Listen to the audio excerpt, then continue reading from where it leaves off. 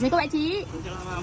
Saya nak order burger daging special 2. Daging special 2, ayam special 2. Saya dah niaga kalau masuk belum puasa tapi lah. Ha. Jadi dah 10 tahun lah. Daging tu pakcik buat sendiri ke? Daging saya grind sendiri.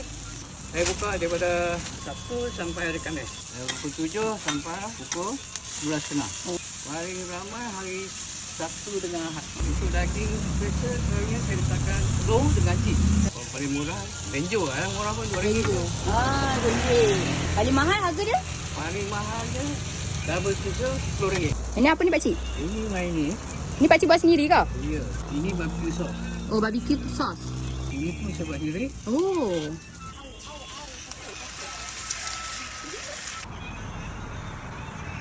Letak apa? Ayam? Ayam. Wah, patty dia.